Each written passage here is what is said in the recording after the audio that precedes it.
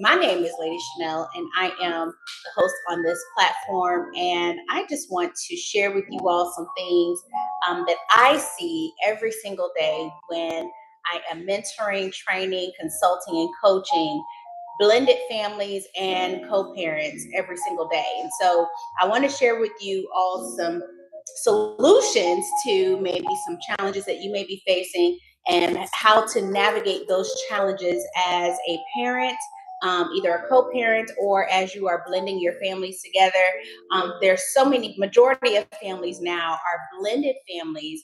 And so we all need a little bit of help in that area because it seems like every day something is coming up that challenges our resolve and making sure that we have peaceful, effective families and that we are effective as parents. And so today I want to talk about what to engage and what not to engage, or what to engage and what to ignore.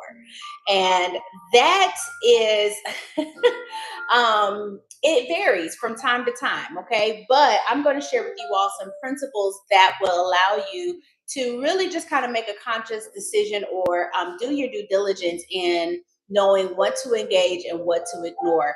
Every fight that you're invited to, you don't have to show up. You don't have to accept that invitation if you know there's going to be conflict or trouble on the other side.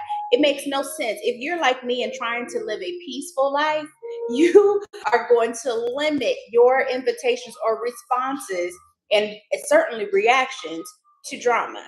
Okay. And so, in order to be able to do that, you have to have some principles for yourself and some core values for yourself that you adhere to and you stick to and you stand 10 toes down on so that you can live a soft, peaceful life. Okay. Because life's and you can't do anything about that. But what you can do is control the challenges that you are invited to. You don't have to accept the call. You don't have to accept the message. You don't have to accept the invitation to trauma and drama. Okay. So I'm going to share with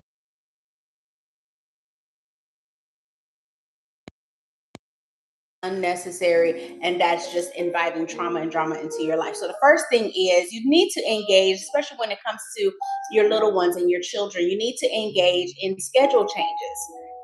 If somebody has something to do with your children, your coach, teachers, counselors, principals, doctors, the other parent, grandparents, aunts, uncles, if they are somehow engaging with your children, you have to be engaged when there are schedule changes, when there are exchanges, when that child leaves your presence to go with their grandparents, with their aunties, uncles, teachers, school, another parent, another child's parent. All of that you have to be heavily involved in. You cannot leave it and take that for granted. You cannot just accept any old thing. You need to do your research. You need to do your due diligence to ensure your child's safety so that they come back home in one piece. Okay. Um, one of the things I challenge parents that have younger children is to you try to control as much as possible when it comes to what is being poured into your child. Meaning, if your child is going to other people's houses, you can't control what's going on in that house, right? So you may need to get to know those people if you are agreeing to your child going and participating in their family activities and what they have going on at their house.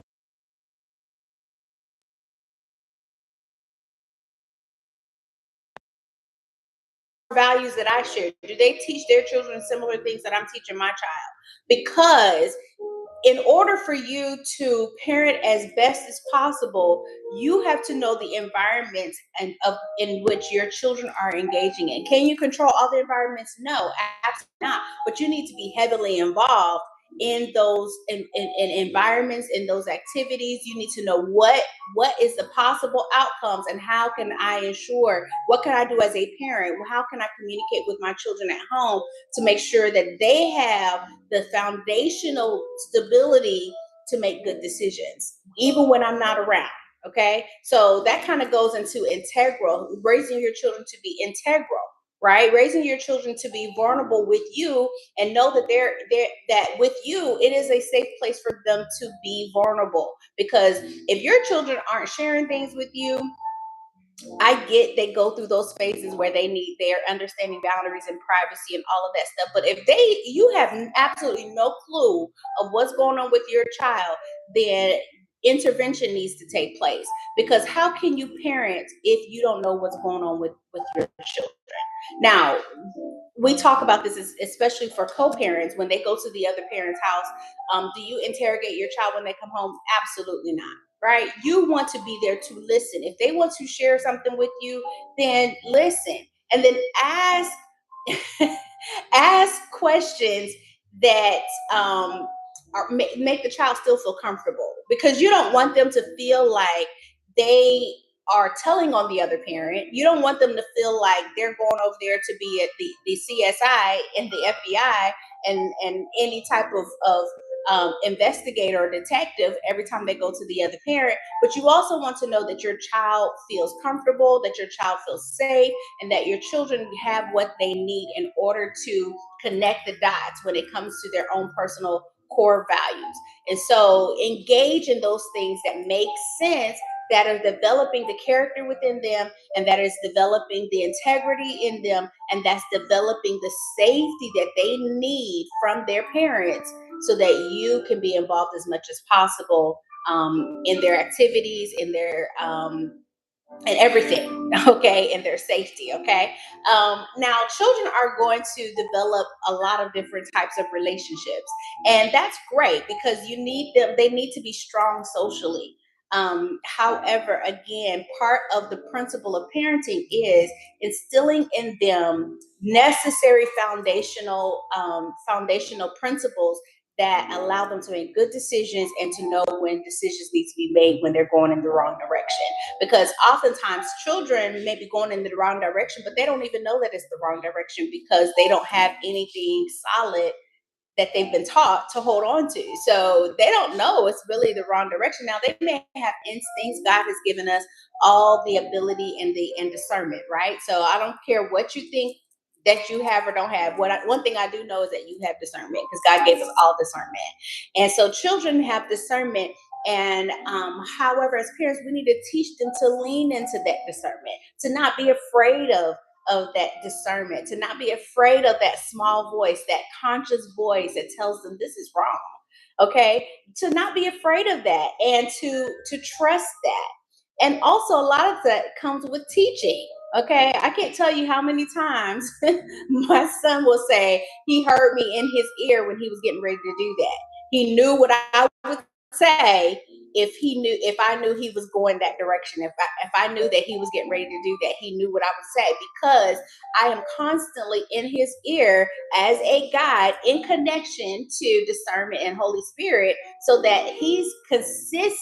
It's a consistent voice. Now, will they make mistakes? Absolutely. Okay, they are going to make mistakes too, because we make mistakes, right? So they were formed in an environment where mistakes happen, right? They were formed in an environment, in a womb, where we didn't get it right all the time. So they're going to obviously not get it right all the time. However, when they do fall, let it be a safe place for them to land. So engage in those conversations where they messed up, right? But don't allow it to be a head hammering session. Okay. Most of the time they know they messed up. They just need to talk it out. Okay, so you don't have to remind them that they messed. Yes, you messed up, but let's get to the solution. Let's get to the fixing part. Okay, because if you dwell so much on the messed up part, now it can turn into judging. And I don't know about you, but I have no place to judge anybody. Okay, I will be as transparent and vulnerable with my children as much as I can, so that they know that messing up can be fixed. They don't have to stay in that messed up place, because I choose not to stay in that messed up place. So they know, oh, well, if mom didn't stay in that messed up place, I don't have to stay in this messed up place, right? So I'm leading and modeling behavior that lets them know they don't have to stay down. Okay. And so, with that being said, you want to provide a space for them to share their mess ups and then also to collaborate on how they fix the mess up. You want to engage in those conversations. Now, let's talk about what to ignore because I don't have a lot of time left. I want to make this video as short as possible, straight to the point. We'll talk more about that in the next coming weeks. But I want to talk about what to ignore, okay? Because I want you to be very, very clear that what you're engaging is production. You're engaging in things that produce fruit, right? But what you ignore are things that produce negativity, things that produce failure, things that produce just lack and just everything dark, right? You don't want to engage in those things. You don't want to give so much energy to things that produce negativity. So let's talk about what to ignore. We're going to ignore blame. Okay, I'm not accepting blame from anybody. I'm just not. Okay, because I'm big and bad enough to know when I've done wrong and to admit and to confess when I've done wrong. Okay, because what you gonna do to me if I what you gonna do? I'm gonna tell my own story. Okay, so I'm going to ignore blame. I'm just going to ignore it. Okay, and hopefully people that are in my life can accept their own blame and shame. And I'm not giving out blame and shame, or I may give out some shade, but I'm not giving out shame. Okay, so we're going to ignore blame. Okay, we're going to ignore blame. We're going to ignore insults. This message is especially for you co-parents. Some of you, it may be for you blended families too, because the other side, the in-laws and outlaws and other laws may try to pass on blame, pass on insult um, to you. Okay, and that's a whole nother conversation, but I do want to park right here for a moment and address this because you don't have to engage in that. You don't have to waste your precious breath and energy and air that the Lord has given you to address people who have nothing better to do with their life than to blame and insult you. Okay, because at the end of the day, if you are woman and man enough to know when you have done wrong and confess that and fix it, why am I sitting here talking to you about it? Why do I have to go and have this conversation for hours rehashing something that was in the past? Okay, like I'm working on the solution at this point. Okay, now unless we're in a counseling session together, I have moved on. Okay, if you want to pay for a counseling session to go into counseling with me, then we can take that whole hour to hash it out. But unless you're doing, and not, if you're not doing that, then I have moved on, boo. So I would encourage you to do so too. So I'm not going to go back and forth on no text message. I'm not going to go back on no voicemail. I'm not going to go back on social media when it comes to blame and insults. Okay, past relationship issues. We are not going to rehash that unless we go into counseling to see how we can how that talking about it and rehashing that can fix our current problem. We're not talking about, if I'm not with you, we're in a co-parenting situation and I'm no longer with you, but we have a child together. Past relationship issues is not a discussion I'm going to engage in. Y'all got that, co-parents? You don't have to do that. You don't owe them that. Okay, if you have moved on, things didn't work out, you have moved on. You don't need to talk to them about their past issues. If they have an issue with it, tell them to go to counseling. Take it to Jesus. Okay, so don't engage in that because again, that is not productive. It doesn't produce fruit. You never opinions about your home and the person you're with, the next person that you decide to be with. We're not engaging in that. Okay. Now, if it's affecting our current situation and how we can be better parents and how we can be better parents essentially, right? Then that's a conversation. And if you feel like this is a high conflict where I'm not being heard, then you might want to say, okay, we need to have a family discussion, or we need to have a mediator come in so that I can feel like I'm being heard and you can feel like you're being heard, and we are working towards a solution. But if it's just a session about blame, it's a session about guilt, it's a session about manipulation, I'm ignoring that. I'm not coming to the party. Okay. And this is for a lot of you co-parents and blended families who may have outside family members who want to be in your business. Ignore that. Ignore that invitation. Okay. I promise you're going to be so happy when you ignore that. And now you are teaching people how to treat you. Remember in our past discussions, I talked about the birth method in high conflict. We're using the birth method. The birth method is brief, informational, respectful, and firm. Okay. And this is how you teach people how to treat you. You are brief with your responses, especially when it's high conflict, right? They have not shown you the proper respect that you've earned, okay? Because you're doing the right thing, right? Because obviously you're watching this video, so you're trying to be a better person. You're trying to be your best person and live your best life. So we're going to take that into consideration, and you're doing that, right? So now this person is still trying to bring conflict in your life. So now we got to take you through the birth method, boo, because you're going to learn how to deal with me. You're going to learn how to treat me. So I'm going to be brief. I'm going to be informed. I'm going to give you the information that is necessary for you to have. I'm going to be respectful because I demand respect, but I'm going to be firm. I'm going to stand 10 toes down on what it is that I'm doing, because guess what? I am living my best life, and you and nobody else around you or anybody else is going to stop me from doing that. And that birth method is necessary when you're dealing with people who are trying to invite you to the drama party. And when you do that, this increases your respect level. This increases what you can demand in terms of respect, what you can demand in terms of honor, and what you can expect when you show up and you come to the party, or when you show up in the room.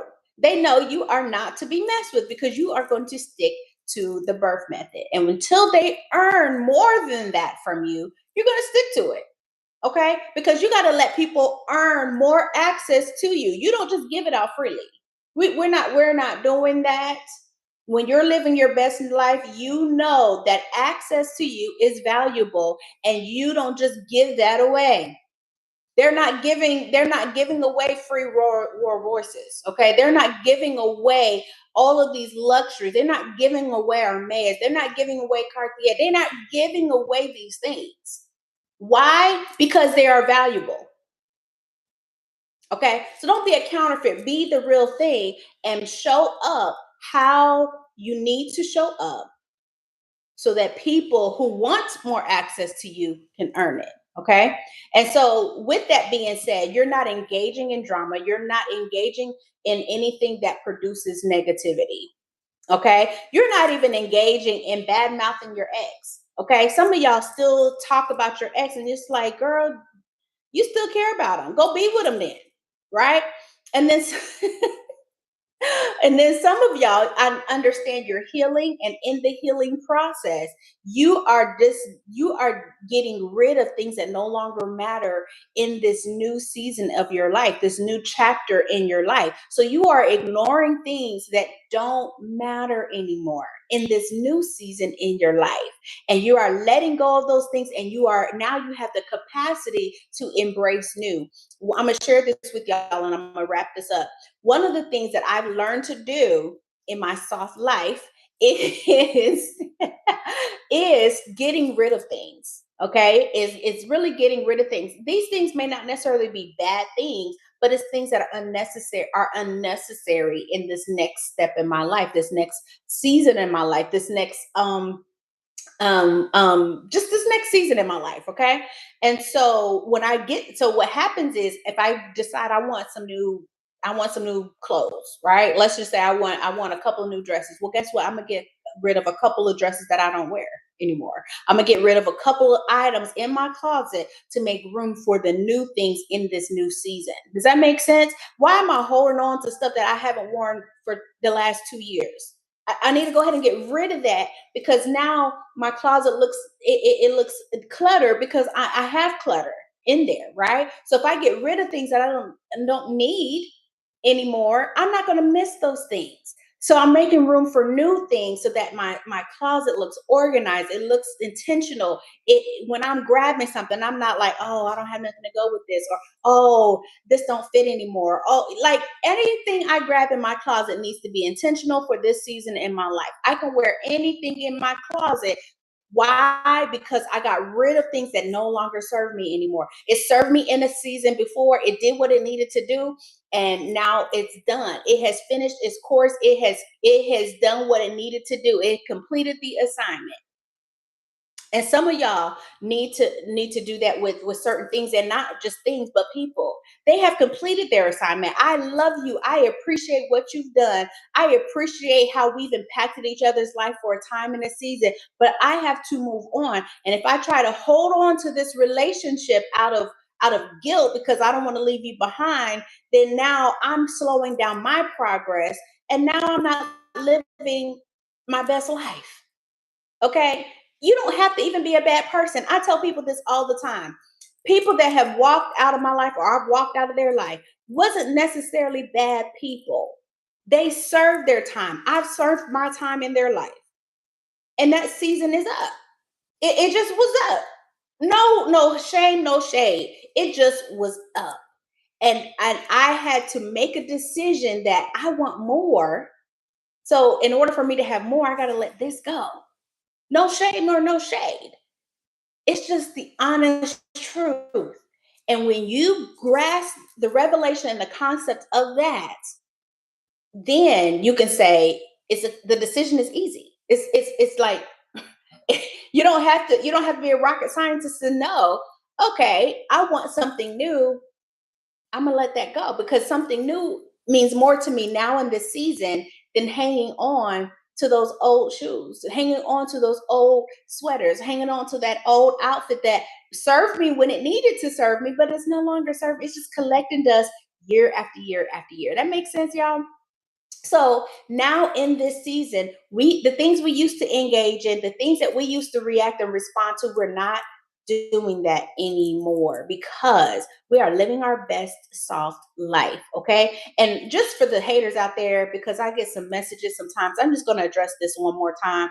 When I say a soft life, I'm not talking about a lazy life. What I am saying, a soft life is an intentional life where you are consistently seeing results and fruit of your life, and what you do and what you pour into and what you invest in. You are seeing fruit every single day, and you are living in the land of milk and honey that just flows with milk and honey because you are doing the work that is necessary for you, your God given purpose and call. You see the fruit of that every single day. That is the soft life. Okay. Now, is it easy all the time? No, you have to be a fighter. Okay, you have to be a fighter. You just have that's just part of your life is to fight for that, because guess what? There's an enemy who does not want you to keep the soft life. So you got to fight to keep that soft life, and you have an enemy who wants to take that away from you every single day. And guess what? That is who you're fighting. That is why I'm teaching you all now what to ignore and what to engage in, because guess what? It is not your mother-in-law, it's not your sister-in-law that's behind all of the trauma and drama.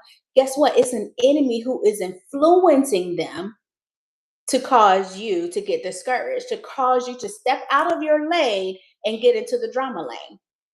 And I'm here to let you know, don't do it. Don't do it. That's a trick of the enemy, influencing other people, because it ain't them. God knows it ain't them. We're not even going to blame them. They are being influenced by enemy who's after you, and he's not going to win. Don't let him win. So I'm telling you, ignore all all the works of darkness. Okay, we are not engaging in that. What I am going to do is I'm going to take you to my prayer closet. I'm going to lay you down at the foot of the cross. I'm going to lay you down at Calvary because Jesus already did the work and you already defeated the devil. And I'm going to keep living my best life. Okay, I'm going to be led by the Spirit. And so when I'm led by the Spirit, I don't got time to engage in foolishness. And so, what I'm teaching you all today is what to engage in, fruit producing activities, and what not to engage in, the works of darkness. You are not engaging in things that cause you to go down a path that you have already been delivered from. Listen, there's people in your life, again, you may have walked out or they may have walked out. Okay. So we say so long, bye bye. That's all we say. We say so long, bye bye. Has delivered us from. Whether you walked or I walked, it was deliverance. It was deliverance. And I am not going to go back to what I needed to be delivered from. Y'all hear me? I'm not going back to what I needed to be delivered from. So engaging in things that make me and cause me to go back is just not happening. Okay. So I need y'all to type that in the chat. I'm delivered. I'm delivered. I'm delivered. Listen, it's time to wrap this up. Listen, movers and shakers are action takers. And as a result of this video, I want to know, what action step are you taking today as a result of this video? And go ahead and type that down in the description, in the chat, and in the description box. You're going to see some services and opportunities. If you're watching on YouTube, opportunities for you to take this to another level.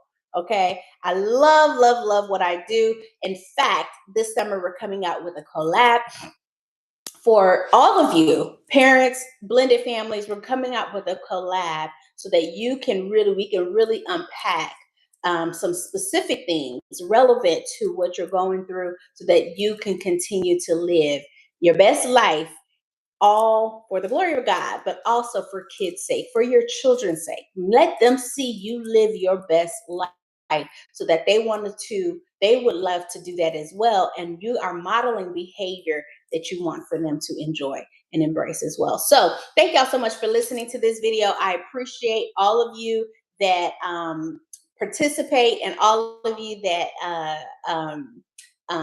what am I trying to say? All of you that participate, and all of you that engage in my services and all of that, all of the things.